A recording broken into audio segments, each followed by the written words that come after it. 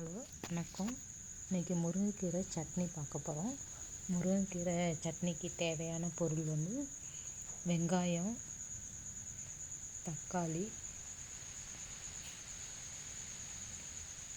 2 துண்டு இஞ்சி, தேவையான அளவு சேப்பு மிளகா,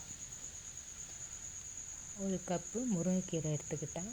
அலசி சுத்தம் பண்ணி ரெடி பண்ணி எடுத்துக்கிட்டேன். அப்புறம் கொஞ்சம் துருவின தேங்காய். முருங்கைக்கீரையில் அதோட சத்து வந்து அபரிமிதமானது. இது குழந்தைங்களுக்கு இந்த சட்னி ரூபத்தில் முருங்கைக்கீரை கொடுக்கும்போது அந்த சத்து அவங்களுக்கு உடம்புல முழுமையாக போய் போகும். இதில் வந்து கால்சியம், அயன், இன்னும் ஏகப்பட்ட சத்து அடங்கியிருக்கு. இது சாப்பிட்றதுனால வந்து இப்போ யங்ஸ்டர்ஸ்க்கெலாம் சீக்கிரமே முடி இளநரை வருது. ஸோ அதெல்லாம் வராமல் இருக்கும். வயசானவங்களுக்கு, குழந்தைங்களுக்கு எல்லாருக்குமே இந்த முருங்கைக்கீரை இந்த மாதிரி சட்னி ரூபத்தில் அவங்களுக்கு கொடுக்கும்போது அதனுடைய சத்து முழுமையாக உடம்புக்கு போய் சேரும். இப்போ முருங்கைக்கீரையை வந்து நல்லா வதக்கிக்கிறோம். வதக்கினோன்னே இப்போ கீரை நல்லா வெந்துடுச்சு, பச்சை ஸ்மெல்லும் போயிடுச்சு. ஸோ இதை வந்து வேறு ஒரு பிளேட்டில் மாற்றிக்கிறேன்.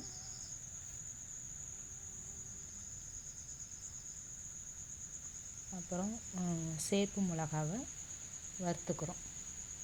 ரொம்ப வறுக்கக்கூடாது, சும்மா லைட்டாக வறுத்துக்கிட்டோம்னா போதும்.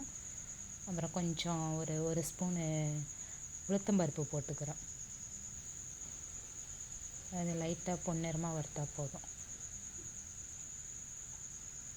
அப்புறம் கொஞ்சம் வெங்காயம், 2 இஞ்சி பீஸு, அதையும் நல்லா வறுத்துக்கணும். இதை நல்லா அதையும் வறுத்து அந்த பிளேட்டில் சேர்த்துக்கிறோம். ஒரே ஒரு தக்காளி நல்லா வதங்கினோன்னே அதையும் அதில் சேர்த்துக்கிறோம். அப்புறம் நம்ம துருவின அந்த தேங்காய் பூவு, தேவையான அளவு உப்பு போட்டு இப்போ ஜாரில் அரைக்கணும். என்னது சின்ன ஜாருங்கனால நான் கொஞ்சம் கொஞ்சமாக போட்டு அரைக்க போகிறேன்.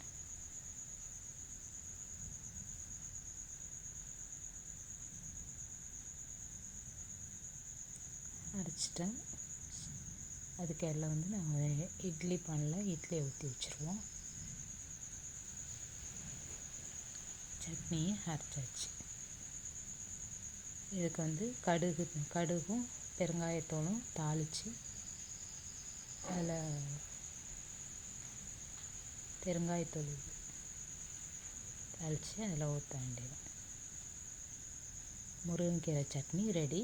இட்லியும் ரெடி ஆயிடுச்சு.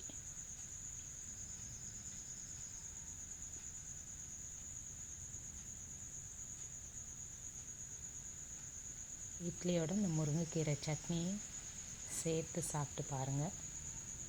டேஸ்ட்டு சூப்பராக இருக்கும். நீங்களும் ட்ரை பண்ணி பாருங்கள். தேங்க்யூ.